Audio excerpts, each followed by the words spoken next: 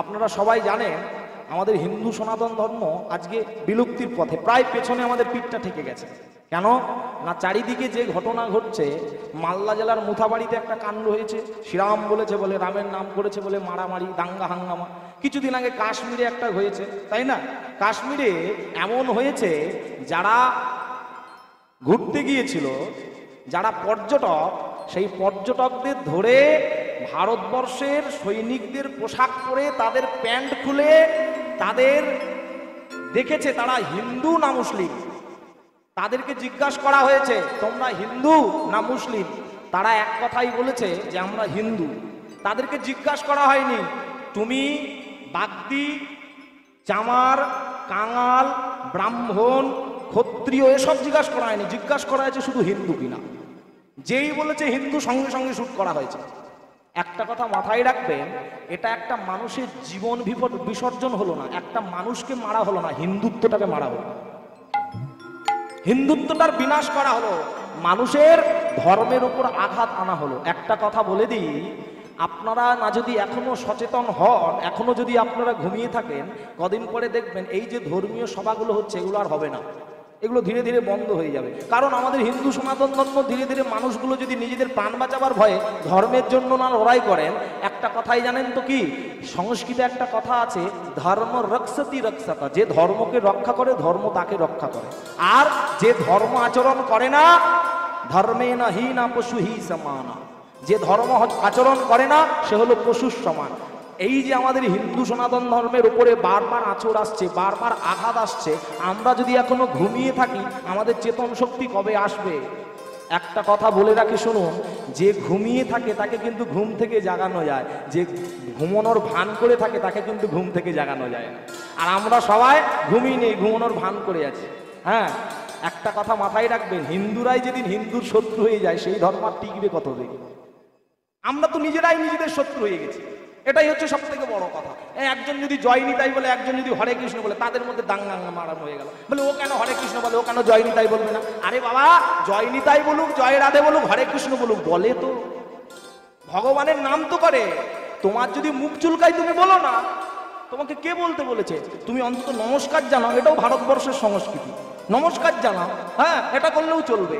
আরে সে বলে তো, না বলার থেকে তো বলা ভালো। একটা কথা বলি, মাথায় রাখবেন, মাঝে মাঝে না ধর্ম বাঁচাতে গেলে, যেমন রুটি আর সরকারের মধ্যে একটা মিল আছে, কি জানেন? রুটিকে যদি বেশিক্ষণ আগুনে রাখেন, রুটিটা কিন্তু পুড়ে ছাই হয়ে যাবে। আর তেমনি সরকারকে যদি এক সিংহাসনে বেশিক্ষণ বসিয়ে রাখেন, জনগণ পুড়ে ছাই হয়ে যাবে। তাই মাঝে মাঝে রুটিকে যেমন পাল্টাতে হয়, এমনি সরকারকে তেমন মাঝে মাঝে পাল্টাতে হবে। তবে দেখবেন ভারতবর্ষটা ঠিক থাকবে, ধর্মের দেশ থাকবে, না হলে পুড়ে ছারখার হয়ে যাবে। নিতাই গৌর হরি বল হরি বল। হ্যাঁ, সবাই মিলে একটু আমরা ভারত মাতার নামে জয়ধ্বনি দিতে পারে কি? বলো ভারত মাতা কি, ভারত মাতা কি, ভারত মাতা কি। হ্যাঁ, আর এখনো বলি, যারা ভারত মাতার সন্তান হয়ে ভারত মায়ের নামে জয় দিতে মুখ চুলকাচ্ছে, যাদের মুখে রুচি আসে না সুগার টেস্ট করাবে, যাদের নিঃশ্বাস নিতে অসুস্থ হচ্ছে করোনা টেস্ট করাবে, আর যারা হিন্দু সনাতনী মানুষ হয়ে ভারত মাতার নামে জয়ধ্বনি দিতে মুখে বাঁধে, আপনি আপনার রক্তটা চেক করাবেন, আপনি আদৌ হিন্দু তো? ভারত মাতার পক্ষ থেকে যদি আঁচল চলে যায়, আমি ভারত মায়ের সন্তান, আমার কর্তব্য হবে, আমি দাঁড়িয়ে দাঁড়িয়ে দেখবো না, আমার কর্তব্য মাকে আর একটা কাপড় বুকে দিয়ে দেওয়া। আর যে সমস্ত পুরুষ মানুষ যারা ধর্ম আজকাল আমাদের বিলুপ্তি পথে, যারা ধর্মের জন্য লড়ছে না, তাদেরকে বলবো কাল থেকে মেয়েদের মতো কাপড় পরে রাস্তায় ঘুরে বেড়াবে তোমরা, কারণ তোমরা কাপড় পরারই যোগ্য। আগে ধর্ম বাঁচাও। কেন জানো? স্বাস্থ্য না যদি পড়ো, তুমি তোমার সংস্কৃতি হারিয়ে ফেলবে, আর যুদ্ধের জন্য না যদি তরবারি ধরো, তোমার রাষ্ট্রটাকে পুরো হারিয়ে ফেলবে। তাই আগে আমাদের সবার দরকার একে অপরে হাতে হাত রেখে নিজেদের ধর্ম বাঁচানোর লড়াই করতে হবে। হ্যাঁ, যেমন ভক্তরা মালা হাতে ধরতে জানে। আমি বৃন্দাবনে বিনোদ বাবা এসেছিল, বাবাকে প্রশ্ন করেছিলাম, বাবা ধর্ম বাঁচানোর জন্য মানুষ কি করবে? বাবা তখন একটা কথা বলেছিল, তখন আর মালার ঝোলা হাতে নিয়ে ঘুরলে হবে না, তখন তরবারি বের করে যুদ্ধ করতে নামতে হবে। হ্যাঁ, তবে ধর্ম বাঁচবে, না হলে বাঁচবে না। হ্যাঁ, তা বলতে গিয়ে বলি, সেই আমরা গৌর প্রেমী এক ভক্তের কথা আস্বাদন করব। আর আমরা যেমন বৃন্দাবন লীলা বা কৃষ্ণলীলা আস্বাদন করতে গেলে আমরা আজও সেই বৃন্দাবনে বাঁশি বাজারে গাইতে গাইতে যাই। আজকে যেহেতু গৌরলীলা আস্বাদন করব, আমরা তাহলে নবদ্বীপে যেতে হবে। আর নবদ্বীপে গিয়ে আজও পর্যন্ত শিবাসঙ্গনের দেয়ালে যদি কেউ কান রাখে দেখতে পাবেন যে গৌরহরির চরণের রূপুর শোনা যাচ্ছে। তাই আরো তাহলে আমরা বলতে পারি আজও সেই বৃন্দাবনে নয়, আমরা বলবো কি আজও সেই শিবাসঙ্গনে আমার গৌর নাচে রে, আমার নিতাই নাচে রে।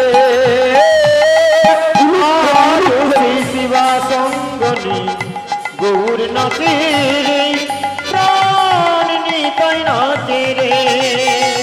ও আজ সেই শিবাসঙ্গনে গৌর নাচে রে, প্রাণ নিতাই নাচে রে। আজ সেই শিবাসঙ্গনে গৌর নাচে রে, প্রাণ নিতাই নাচে রে। ও ভাই দেখার নয়ন,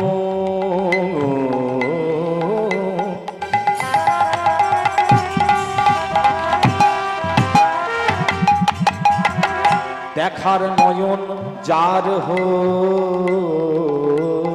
হয়েছে, দেখার নয়ন যার হয়েছে, সেই তো দেখে রে, দেখে রে। আজও সেই শিবাসঙ্গনে গৌর নাচে রে, প্রাণ নিতাই নাচে রে। আজ সেই শিবাসঙ্গনে গৌর নাচে রে, প্রাণ নিতাই নাচে রে।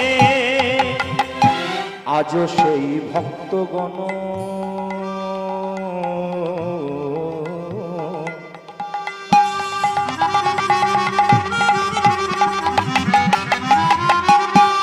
ভক্ত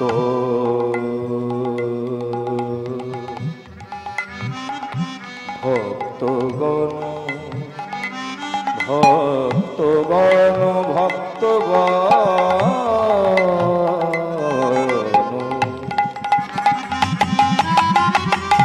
আজও সেই ভক্তগণ তারা করে হরি গুণ কীর্তন। আজ সেই ভক্ত গণ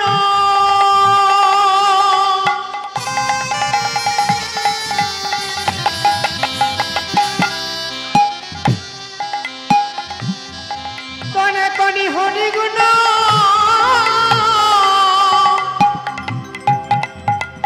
কীর্তন। ওই না প্রেমাবেশে আলিঙ্গন, প্রেমাবেশে আলিঙ্গন, প্রেমাবেশে আলিঙ্গন। প্রেমাবেশে প্রেমাবেশে আলিঙ্গন দেয় কলাকুলি রে। আস্তে একটু হাতগুলো তোলা যায়, উলুধ্বনি দেয়া যায়, আর একটু জোরে হয়। সবাই মিলে যদি উলু দেন এরকম তো আওয়াজ হওয়ার কথা নয়, আর একটু জোরে হওয়ার কথা। ভোল্টেজ কমে গেছে। হ্যাঁ, যা গরম পড়েছে আমাদের দমিয়ে দিচ্ছে। আপনারা কি কুলারের তলায় বসে আপনারা দমে যাচ্ছেন নাকি? হ্যাঁ, একটু হাতগুলো তুলে সবাই মিলে একটু উলুধ্বনি দেন জোর করে। প্রেমাবেশে আলিঙ্গন, প্রেমাবেশে আলিঙ্গন, ভাবাবেশে আলিঙ্গন, ভাবাবেশে আলিঙ্গন। গায় কলাকুলি রে। আজও সেই শিবাসঙ্গনে গৌর নাচে রে, প্রাণ নিতাই নাচে রে। আজ সেই শিবাসঙ্গনে গৌর নাচে রে, প্রাণ নিতাই নাচে রে। আজ সেই শিবাসঙ্গনে গৌর নাচে রে, প্রাণ নিতাই নাচে রে। আজ নদী জানাগরি গণে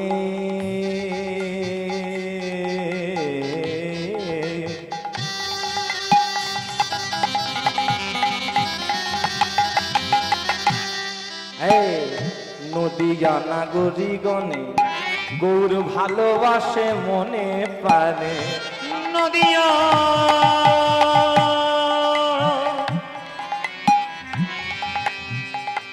নদিয়া নগরী নগরী গনে আমার সোনার গৌর হরি যখন পথ দিয়ে হেঁটে যেতেন, রোজের নদিয়া নাগরী যারা থাকতো দুয়ারটা খুলে বসে বসে থাকতো, গৌর তুমি আমার দরজার সামনে দিয়ে চলে যাচ্ছ, কবে তুমি আমার দরজা খুলে আমার হৃদয় কারাগারে ঢুকবে। হ্যাঁ, আর যারা যারা গৌর রূপ দেখেছে, যে সকল নারী জাতি নবদ্বীপের যত রমণী যারা গৌর রূপটাকে একবার দর্শন করেছে আর নিজেদের মধ্যে তারা ছিল না, তারা নিজেদের এই দেহ মন প্রাণ জীবন যৌবন সব গৌরের চরণে সঁপে দিয়েছে। তাই বলছে, দেখো নদিয়া নাগরী গণে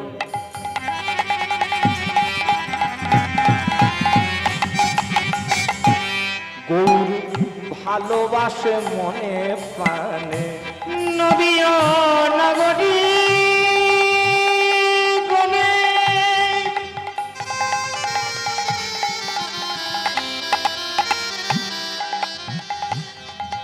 গৌর ভালোবাসে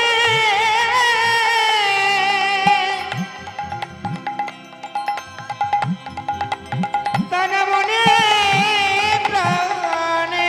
আবার প্রেমাসনে হৃদয়সনে, প্রেমাসনে হৃদয়সনে, প্রেমাসনে হৃদয়সনে গৌর চাঁদে বসাই রে,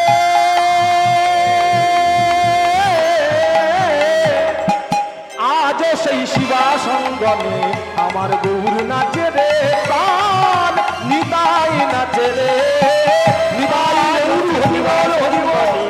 গৌর নাচে রে, প্রাণ নিতাই নাচে রে, প্রাণ নিতাই নাচে রে, প্রাণ নিতাই নাচে রে। বলো প্রেম দাতা গৌর সুন্দর ভগবান কি, জয় বলো নিতাই চাঁদ কি। জয় খারাপ লাগছে কি? জয়।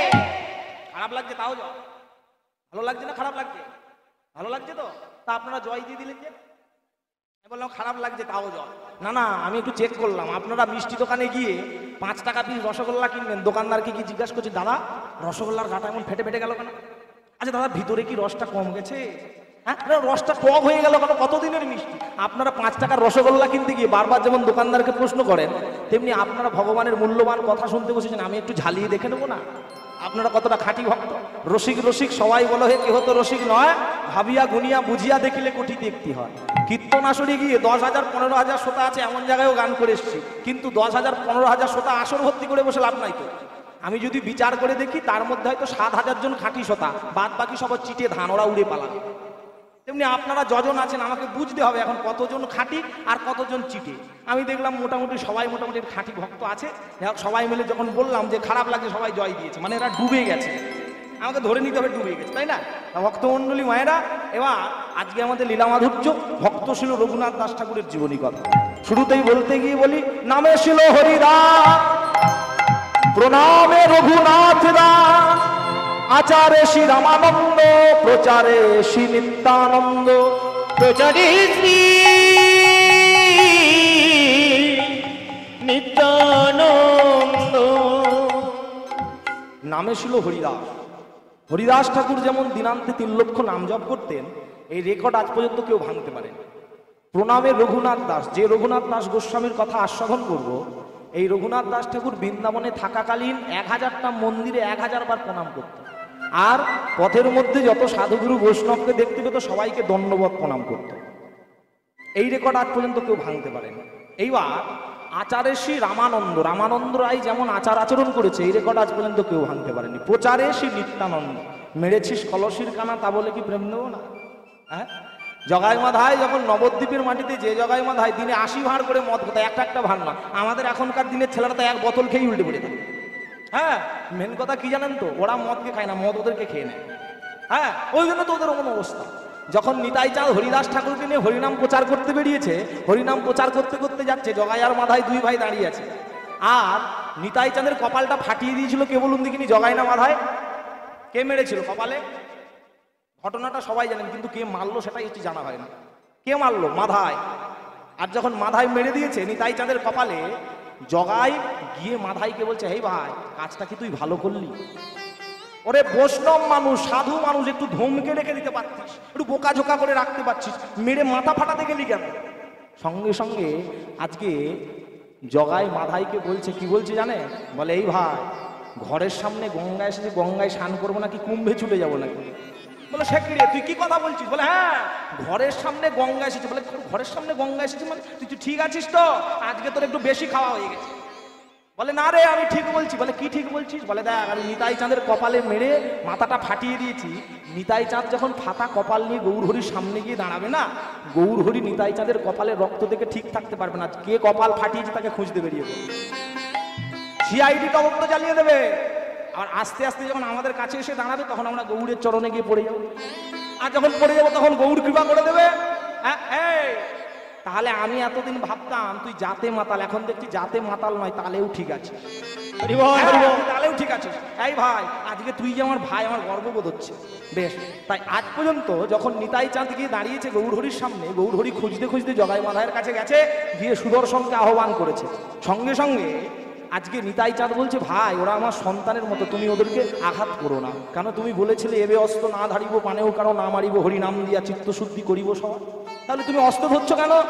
বলে শোন ভাই, একটা বাবার পেটের উপরে যদি একটা বাচ্চা ছেলে উঠে নাচে, বাবা কি কখনো ভাবে আমার ছেলে আমায় লাথি মারছে? ভাবে? ভাবে না। তা তেমনি জগাই মাধাই আমার সন্তানের মতো রে, ওরা আমাকে আঘাত করেছে, আমি ওই আঘাত নিইনি, ওরা আমার সন্তানের মতো, আমি ওদের ক্ষমা করে দিলাম। যখন নিতাই চাঁদ ক্ষমা করে দিলেন, গৌরহরির কাছ থেকে প্রেম পেল। আর সেই জগাই মাধাই প্রেম পেয়ে নদীয়ার গঙ্গার ঘাটে কদাল দিয়ে ঘাট করে দিয়েছিল। কেন জানেন? বলে আমাদের তো সাধন ভজন হলো না, সারা জীবন অসৎসঙ্গ করে কাটালাম, এই যে আমরা ঘাট খুলে দিলাম, আজ যখন অগণিত ভক্তবৃন্দ গঙ্গায় স্নান করতে নামবে, ঘাটের উপর দিয়ে যাবে, আমরা জানবো আমাদের হৃদয়রূপী ঘাটটা তত পবিত্র হয়ে যাচ্ছে। ভক্ত পদ রজয় আর ভক্ত পদ জল, ভক্তের ভুক্ত অবশেষ তিন সাধনের মহাবল। বুঝলি? তাই এই জগাই মাধাই তারা কি করলো? নিতাই চাঁদের কপাল ফাটিয়েও প্রেম পেয়ে গেল। আমরা অধম পড়ে রইলাম, আমরা পড়ে থাকারই যোগ্য। কেন জানেন তো? কীর্তন আসরে এসে কীর্তনের প্রতি ধ্যান না দিয়ে যদি পাঁপড় ভাজা ডিম চাউমিনের দোকানের দিকে বেশি নজর থাকে, তাহলে আর কিন্তু কীর্তন আসরে কীর্তন আস্বাদন হবে না। 24 পরগনা যত জায়গায় কীর্তনে যায়, কীর্তন আসরের চারিদিকে ডিম চাউমিনের দোকান। আরে মহাপ্রভু ওই কীর্তন আসরে থাকে না, ছুটে পালিয়ে যায়। হ্যাঁ, কতক্ষণ থাকবে? আমরা বলি যেখানে হয় হরিনাম সংকীর্তন সেটা বৃন্দাবন, যেখানে হয় ভক্তের আগমন সেটা বৃন্দাবন, যেখানে হয় সাধুর আগমন সেটা বৃন্দাবন। তা বৃন্দাবনে কি ডিম চাউমিন খাওয়ার জায়গা নাকি? বৃন্দাবনে ভগবানের কথা, রাধারানীর প্রেম আস্বাদনের জন্য আসতে হয়, ডিম চাউমিন খাওয়ার জায়গা না। নিতাই গৌর হরি বল। হ্যাঁ, বলতে গিয়ে বলি, হুগলি জেলার আদিসপ্ত গ্রামেতে দুই ভাই থাকতো, একজনের নাম হিরণ্য দাস, একজনের নাম গোবর্ধন দাস। ওই হিরণ্য দাস আর গোবর্ধন দাস দুই ভাই তৎকালীন সময়ে নবাব হোসেন শাহের আন্ডারে কাজ করত। আর রাজ্যের কর আদায় করে 20 লক্ষ টাকা কর আদায় করত। তার মধ্যে 12 লক্ষ টাকা নবাব হোসেন শাহের হাতে তুলে দিত, 8 লক্ষ টাকা নিজেদের কাছে রাখত। এবং দুই ভাই ব্যবসা বাবদ আরো 4 লক্ষ টাকা ইনকাম করত। মোট মিলিয়ে দুই ভাইয়ের বার্ষিক আয় ছিল 12 লক্ষ টাকা, 20 লক্ষ টাকা, যা আজকার যুগে দাঁড়িয়ে 1 কোটি টাকাকেও ছাড়িয়ে যায়। তাহলে দুই ভাইয়ের এত জায়গা জমি, এত ঘর বাড়ি, তবু দুই ভাইয়ের অন্তরে সুখ শান্তি নাই। কেন বলুন তো? আপনি পয়সা দিয়ে একটা বিরাট বড় বাড়ি গড়াতে পারেন, ঘুমটা সুখটাকে কখনো কিনতে পারবেন না। আপনি পয়সা দিয়ে একটা বিরাট বড় পালঙ্ক গড়াতে পারেন, সোনার পালঙ্ক, ঘুমটাকে কখনো কিনতে পারবেন না। আপনি পয়সা দিয়ে ভালো পোশাক পরে মানুষ সাজার অভিনয় করতে পারেন, মনুষ্যত্বটাকে কখনো কেনা যায় না। আর আপনি পয়সা দিয়ে বাজার থেকে একটা দামি ঘড়ি কিনে হাতে পরতে পারেন, সময়কে কখনো কেনা যায় না। কারণ time and tide wait for none, সময় আর স্রোত কারোর জন্য থেমে থাকে না। সময় চলিয়া যায় নদীর স্রোতের পায়, ঘড়ির কাঁটা দিতে বলে টিক টিক টিক। সময় থাকতে যে না হরি ভজন করে, তারে শত শত ধিক, শত শত ধিক আর শত শত ধিক। হ্যাঁ, আর পয়সা দিয়ে আপনি বাজার থেকে বহুমূল্যের সোনা কিনে গায়ে ধারণ করে সৌন্দর্যটাকে বাড়ানোর চেষ্টা করতে পারেন, কিন্তু সৌন্দর্যটা কখনো কেনানো যাবে না। তেমনি এ জগতে দাঁড়িয়ে আপনারা যে যাই করুন না কেন, যেটা আপনি চাইবেন সেটা পাবেন, তার থেকে বেশি পাবেন না। এমনও তো মানুষ আছে, খবরের কাগজে আমি দেখছিলাম, মানুষের কত কিছু ইচ্ছা। একটা বাচ্চা ছেলের ইচ্ছা যায় মায়ের কোলে সবসময় ঘুমায়। হ্যাঁ, আমাদের মতো ছেলেদের ইচ্ছা যায় আমরা ঘুরে বেড়াই। হ্যাঁ, যেমন এই ছেলেটা আছে, একটু মেয়ে দেখতে ভালোবাসে, কীর্তন আসরে গিয়ে মেয়ে দেখতে। হ্যাঁ, তা তেমনি সবার একটা ইচ্ছা আছে। এমনও মানুষের ইচ্ছা আসে 80 বছর বয়সে বিয়ে করব। আমরা খবরের কাগজে দেখেননি কদিন আগে বিয়ে করেছে 61। হ্যাঁ, ভক্তমন্ডলী মায়েরা, তা কি হয়েছে? যা হোক, সবার ইচ্ছা আছে। শিশুর নেহারি লক্ষ্য মাতৃস্তন্য পানে, মাতালের লক্ষ্য দেখো মদিরা সন্ধানে, লম্পটের লক্ষ্য সদা সুন্দরী রমণী, বিলাস বহুল রাজা খুঁজে রত্নমণি, ও ভাই সতী খুঁজে পুজিবারে পতির চরণ, কুলোটার মন দেখো পরপতি ধন, চাকুরের থাকে শতলক্ষা কেমনে থাকিবে চাকুরি, নীতি নীতি খুঁজে তাই নতুন নতুন চাকরি, মরুগ বাঁচুক লোক কিবা আসে যায়, দিন তার কাটে আত্মসুখেরও চিন্তায়, বাঁদরের লক্ষ্য দেখো ফলেরও বাগানে, শিয়ালের লক্ষ্য মৃত লয়ে টানাটানি, লম্পটের লক্ষ্য সদা সুন্দরী রমণী, বিলাস বহুল রাজা খুঁজে রত্নমণি, পণ্ডিতের লক্ষ্য সদা তর্ক উপার্জন, ভক্তের লক্ষ্য সদা শিহরি চরণ, এ সংসারেতে আমি যেদিকেতে চাই, নীতি নীতি লক্ষ্য আমি দেখিবারে পাই, কারো লক্ষ্য উচ্চ কারো লক্ষ্য অতিহীন, এই সংসারে লক্ষ্যের মধ্যে কোন লক্ষ্য শ্রেষ্ঠ মানি, যার লক্ষ্য শ্রী গোবিন্দের চরণ দুখানি নিতাই হরিবল হরিবল হরিবল। প্রত্যেকটা মানুষের লক্ষ্য আছে, তেমনি দুই ভাইয়ের এত টাকা পয়সা গাড়ি বাড়ি তবু সুখ নাই, দুই ভাইয়ের একটা লক্ষ্য এত জায়গা জমি, আমরা যখন চলে যাব উত্তরাধিকারীটা হবে কে, এই এত জায়গা জমি রক্ষা করবে কে, তার জন্য একটা উত্তরাধিকারী তো দরকার। তাই দুই ভাই কি করেছে না, দুই ভাই একটা সন্তান পাওয়ার জন্য দান ধ্যান করতে আরম্ভ করেছে, দুই ভাই একটা সন্তান পাওয়ার জন্য দান ধ্যান করতে আরম্ভ করেছে। আপনারাও তো দান ধ্যান করেন নাকি দুর্গাপূজা কালী পূজা আসলে? হ্যাঁ, যে দেখিয়ে দান করে ওটা বিজ্ঞাপন দাতা, আর যে লুকিয়ে দান করে ওটাই হলো প্রকৃত দাতা। সবসময় মাথায় রাখতে হবে। আপনি স্টেজে গিয়ে বলছেন 5,000 টাকা দিচ্ছি আমার নামে ঢাড়া পিটিয়ে দাও চারিদিকে, ওটা বিজ্ঞাপন দাতা, ও কোনোদিনও দাতা হতে পারে না। যে দান করবে সে লুকিয়ে দেবে, কাউকে দেখিয়ে দেবে না। হ্যাঁ, একটা দুর্গাপুজোয় কমিটির ছেলেরা সিদ্ধান্ত করেছে যে যত টাকা দাও না কেন আমরা নাম প্রকাশ করবো না। এখন একটা মাস্টারি চাকরি, ও তো 25,000 টাকা ডোনেট করবে, ও কমিটির ছেলেদের গিয়ে বলছে এই ভাই একটা কথা বলিস না, আমি 25,000 টাকা দেবো, অন্তত তোরা আমার নামটা একটু বলিস। বলে না না নিয়ম আছে আমরা বলবোই না। এই কি বলিস শোন, অন্তত তোদেরকে নাম বলতে হবে না, তোরা বলিস যে 25,000 টাকা দিয়েছে, স্টেজের বাম দিক থেকে 3 নম্বর চেয়ারে বসে আছে, এটা বললেই চলবে।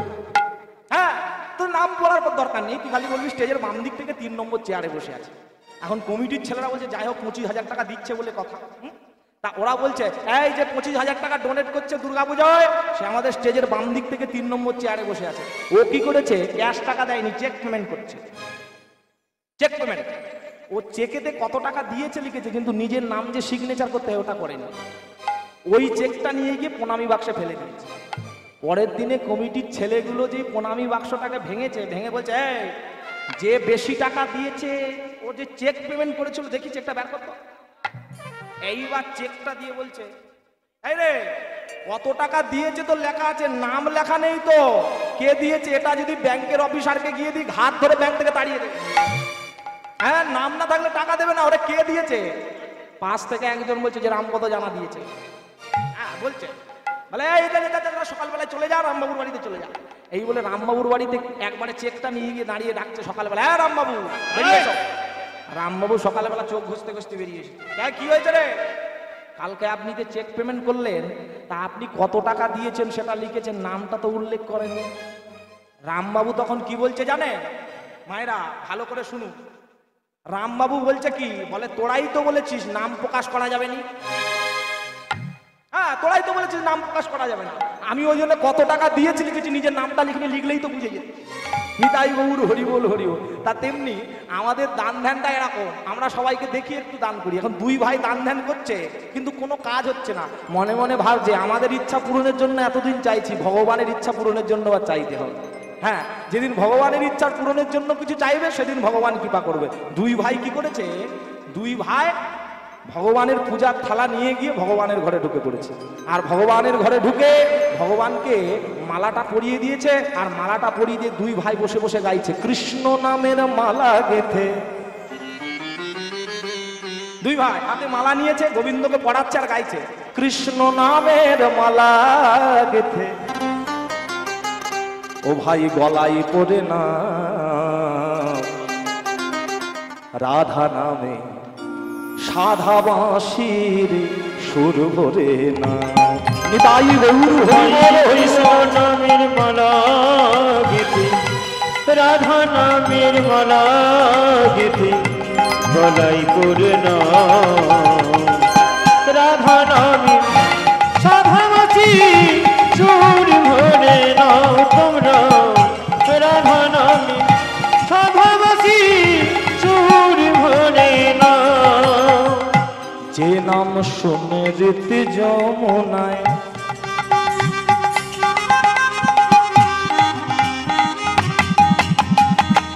যমুনায়, হ্যাঁ আস্তে বলতে গিয়ে বলি, গান শুধু গাইলেই হয় না, প্রত্যেকটা গানকে সুর বুঝে, লয় বুঝে, ছন্দ বুঝে গাইতে হয়। আমার গুরুদেব আমাকে একটা কথা বলেন, জানো আসি, গান গাইছো শ্রোতাদের কান পর্যন্ত গেছে তখনও তোমার গাওয়া হয়নি, যখন গানটা গিয়ে শ্রোতাদের কানে গিয়ে বসবে সেটাই তোমার প্রকৃত গাওয়া হয়েছে।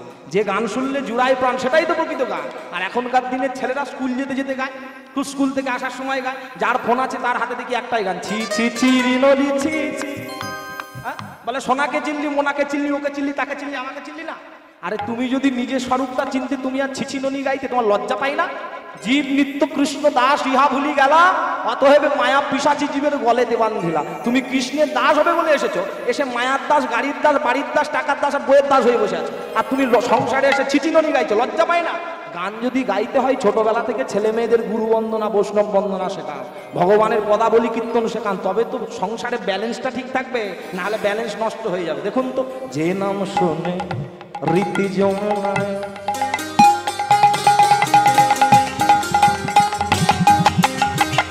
যমুনায়, বাহ, যমুনায় যমুনায় যমুনায়, যে নাম শুনে রীতি যমুনায় প্রশান্তি আসে। ও ভাই, যার নামেতে বৃন্দাবনে বাঁশরি বাজে, সেই মধু মাখা সুধা ধারা পান করে, মধু মাখা সুধা ধারা পান করে নাও, মধু মাখা সুধা ধারা পান করে,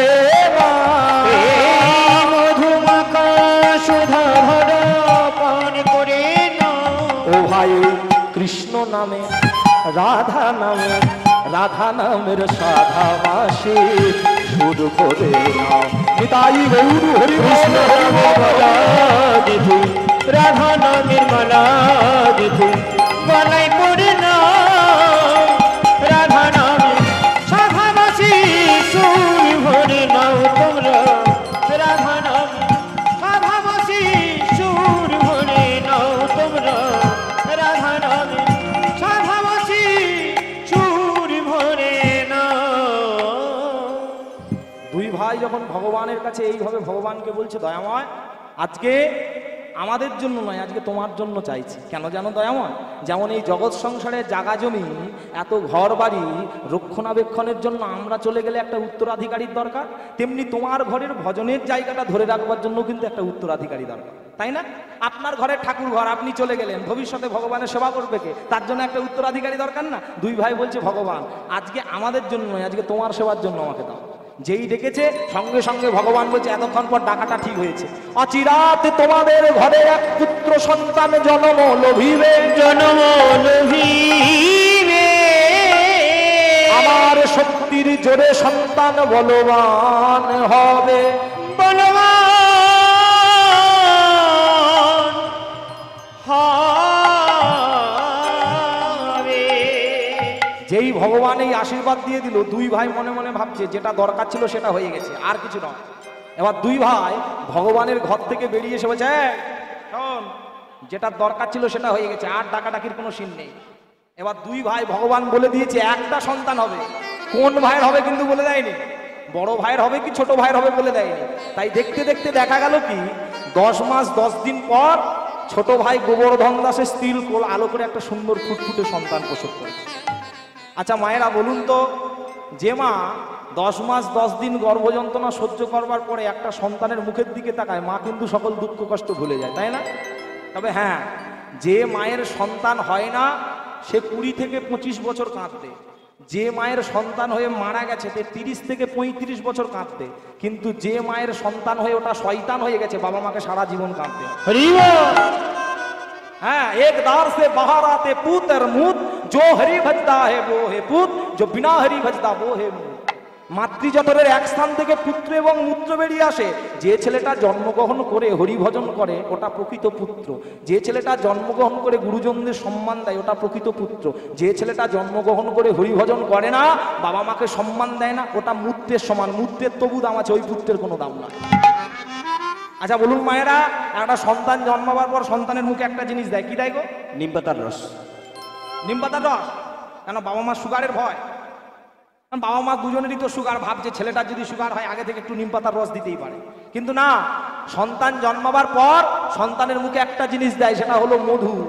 মধু দেয় কেন? ছেলে মধু খেয়ে মিষ্টি মিষ্টি কথা বলো, তাই তো? যে ছেলেটার মুখে মধু দিয়েছিলেন বুঝতে পারছেন তো এখন কেমন মিষ্টি মিষ্টি কথা বেরোচ্ছে। হ্যাঁ, আর মায়েরা এখনকার গিয়ে ডাক্তারবাবুকে নালিশ জানাচ্ছে, ডাক্তারবাবু আমার ছেলে মেয়ে তো গোদুলে করে খেতে চায় না। ডাক্তারবাবু সেরকম আছে, সুযোগে সদ্ব্যবহার করছে। ও বলছে শোনো, গোদুলে করে না যদি খেতে পারে বাজার থেকে একটা মাইপোষের বোতল এনে খাবার ভরিয়ে খাওয়া। বাবা মা নিজের সুবিধা মতো ওই যে মাইপোষের বোতলের ভিতরে খাবার ভরিয়ে ছেলের মুখে দিয়ে দিল। ছেলে যে ছোটবেলা থেকে বোতল খাওয়া অভ্যাস করেছে, বড় হয়ে আর অভ্যাস ছাড়তে পারেনি। হ্যাঁ, ছোটবেলায় খেতো ছোট বোতল, দিন দিন যত ছেলে বড় হয় বড় বড় বোতল খাচ্ছে। ছোটবেলায় যে বোতল খেলে ছেলের নেশা হতো না, বড় হয়ে ছেলে এমন একটা বোতল খাওয়া অভ্যাস করছে, খেলেই নেশা হয়ে যাচ্ছে। আর যে বাবা মা অভ্যাস ধরিয়েছিল তাকে দিন রাতে সে ঠাঙাচ্ছে। জেনে শুনে করলে চাষ ফসল ফলবে 12 মাস, আর না বুঝে করলে চাষ একবার সমূলে 7.5 না। সব সময় চাষটা জেনে শুনে করতে হবে। এখন 2 ভাইয়ের সন্তান হয়েছে, এখন বড় ভাইয়ের মন